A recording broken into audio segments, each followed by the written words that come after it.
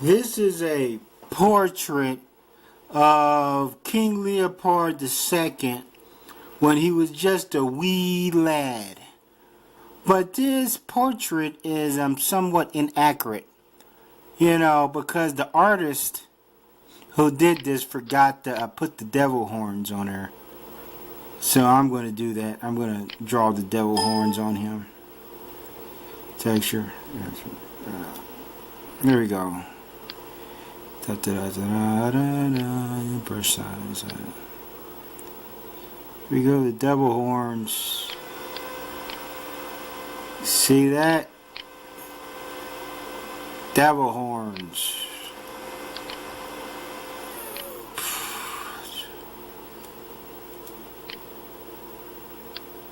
Put the devil horns on there.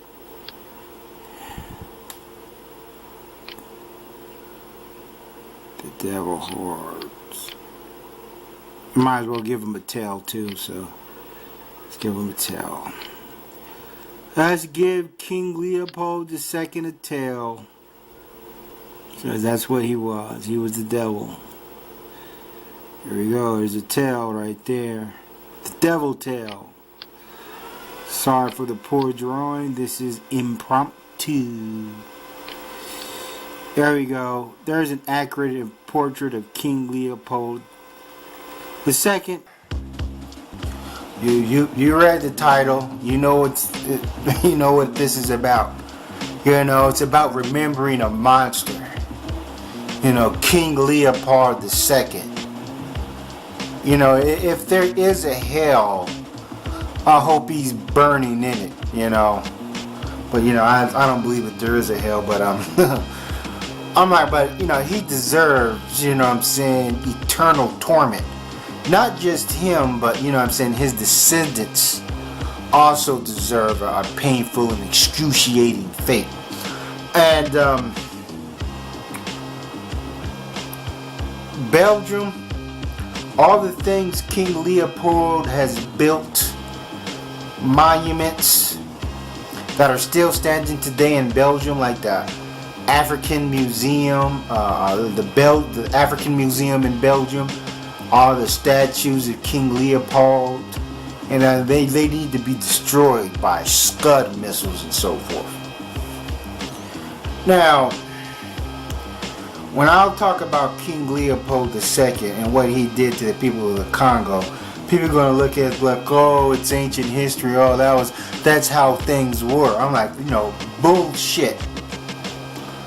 I'm like, you can do your own research on King Leopold. Matter of fact, there's a book called King Leopold's Ghost.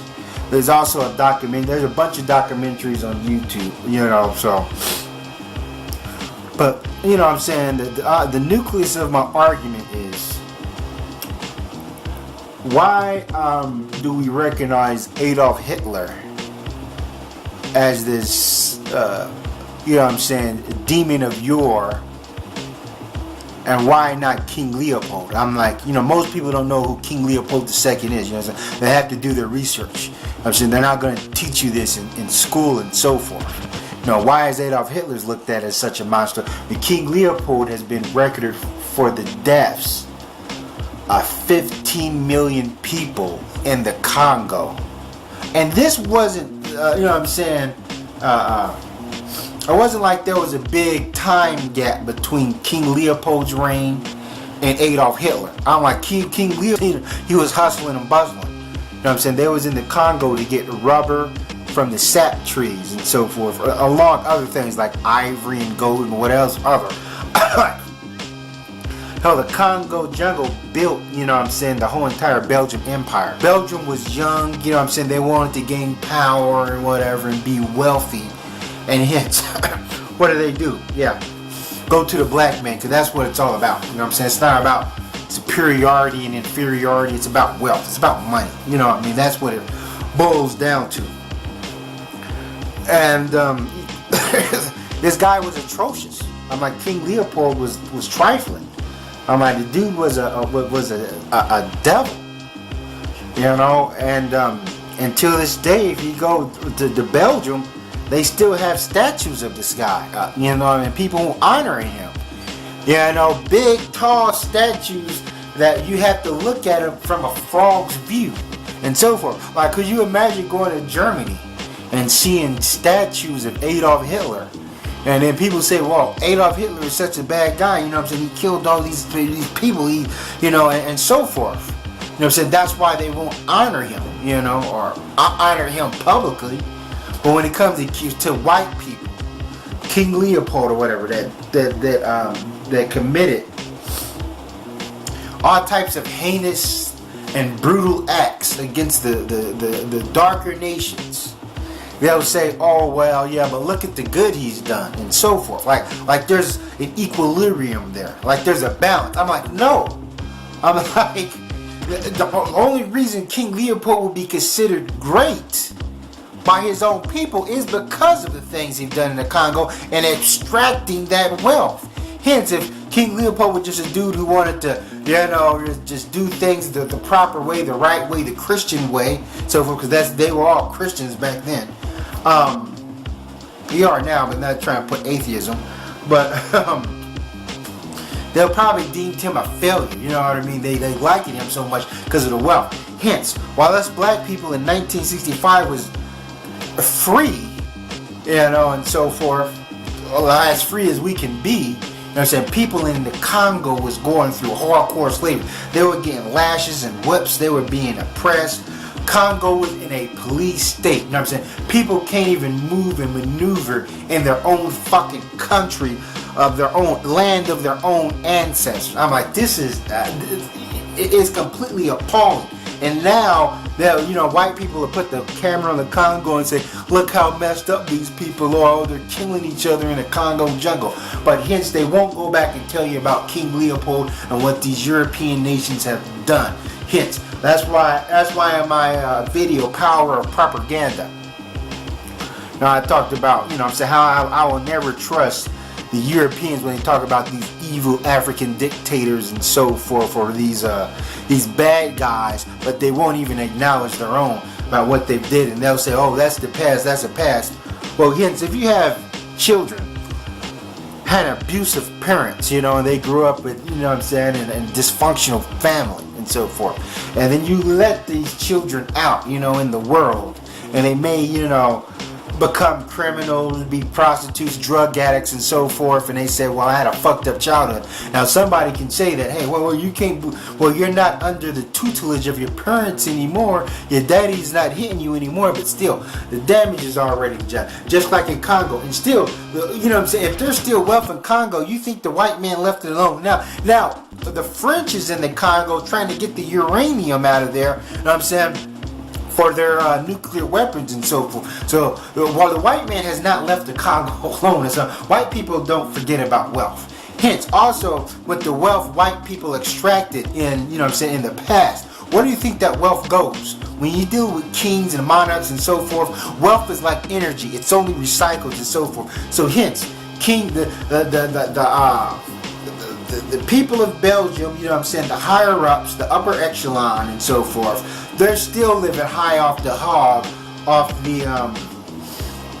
wealth from the Congo and so forth. I'm like, they still got the museums, they still got these monuments that King Leopold built and so forth, of this guy committing all sorts of, atrocities. I'm like, you people seen the pictures of, the Africans with their hands cut off, and as I said, this wasn't that long ago.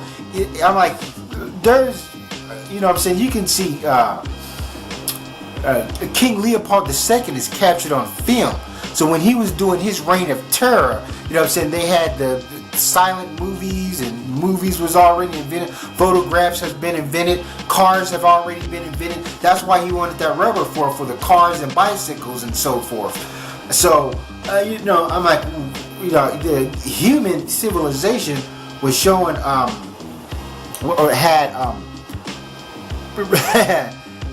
was progress and so forth. So this wasn't like no medieval ancient time, because that's what white people will tell you. White people say, oh, that's such long time ago, and like it was during the fucking Paleolithic age, and so forth, when fucking woolly mammoths were still walking around. No, some of this shit happened just yesterday.